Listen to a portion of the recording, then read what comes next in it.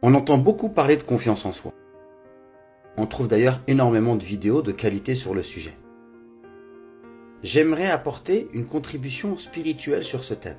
Et je te propose donc d'évoquer 7 clés inspirées du Saint-Coran et de la Sunna du prophète Mohammed sallallahu alayhi wa sallam qui te permettront d'augmenter ta confiance en toi.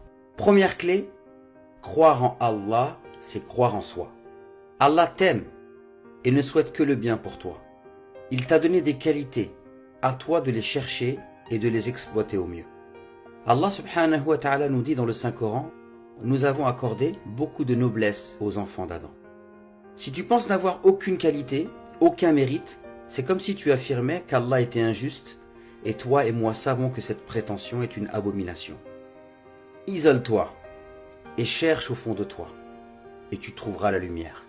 Le Coran nous dit, il y a sur terre des preuves pour ceux qui croient avec certitude, ainsi qu'en vous-même. N'observez-vous donc pas? Deuxième clé, garde une bonne opinion d'Allah quoi qu'il arrive.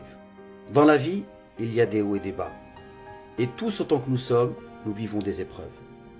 L'épreuve relève de la sagesse divine. Parfois, nous en avons besoin pour grandir. Alors reste confiant. Médite sur la vie des prophètes, que la paix soit sur eux, et leurs épreuves. Ressens et comprends à quel point ces épreuves étaient un moyen d'élévation. Ton Seigneur étant bienveillant, il t'envoie parfois des épreuves telles des médicaments pour ton âme. Et comme tu le sais, le médicament amer est parfois le plus efficace. Attention à ne pas attribuer à Allah des mauvaises intentions. Ne considère pas tout ce qui est négatif dans ta vie comme un châtiment divin. Ne pense pas non plus que tout est figé et que tu ne peux pas aspirer à mieux dans ta vie. Car si c'est ce que tu penses, alors tu le récolteras. Mais tu en seras le seul et unique responsable. Médite donc ce hadith Qudsi dans lequel le prophète nous enseigne que Allah dit « Je suis conforme à l'opinion que mon serviteur se fait de moi. » Troisième clé, sois honnête avec toi-même. Ne cherche pas à fuir la réalité, mais prépare-toi à l'affronter. Accepte-toi avec tes défauts, tes faiblesses, tes manques. Tu es un humain et tu as le droit à l'erreur. C'est en s'acceptant qu'on peut commencer à s'améliorer. Et le prophète de l'islam, alayhi salatu wassalam, nous enseigne que tous les êtres humains font des erreurs et les meilleurs d'entre eux sont ceux qui se repentent. Quatrième clé, n'attends rien des créatures et ne compte que sur Allah. Deviens responsable de ta vie. Tu es responsable de ton bonheur, de ton bien-être, de ta foi. N'attends pas des autres ce qu'ils ne sont pas en mesure de te donner. Personne ne peut respirer et vivre à ta place. Aspire à être la main qui donne plutôt que celle qui reçoit et tu vivras dans l'abondance. Le Coran nous dit, y a-t-il d'autres récompenses pour le bien que le bien? Cinquième clé, tiens compte de ce que tu ressens et de tes intuitions. Ose t'affirmer et ne pas suivre la majorité, car l'important, c'est d'être en accord avec soi-même. Ta boussole doit toujours être la satisfaction d'Allah et non pas la satisfaction des gens. Méfie-toi de ceux qui utilisent la religion pour te priver de ta liberté d'être toi-même.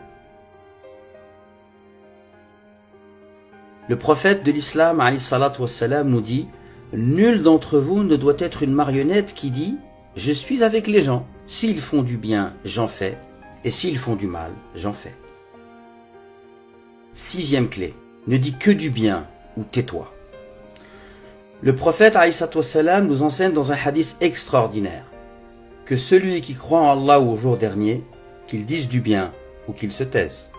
Pourquoi ne pas commencer à appliquer cette sagesse prophétique vis-à-vis de nous dans notre dialogue interne?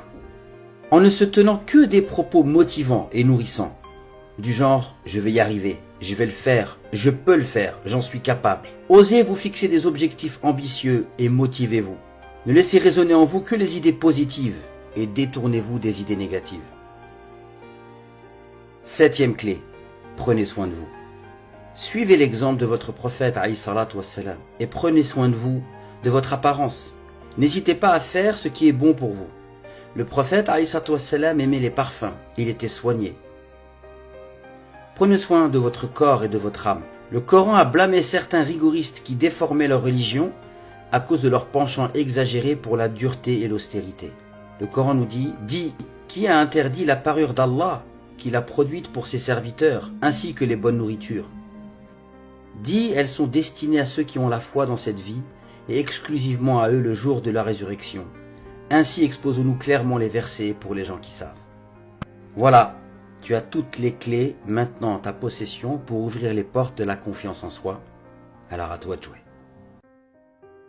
Si vous voulez d'autres vidéos sur le sujet, elles s'affichent juste ici.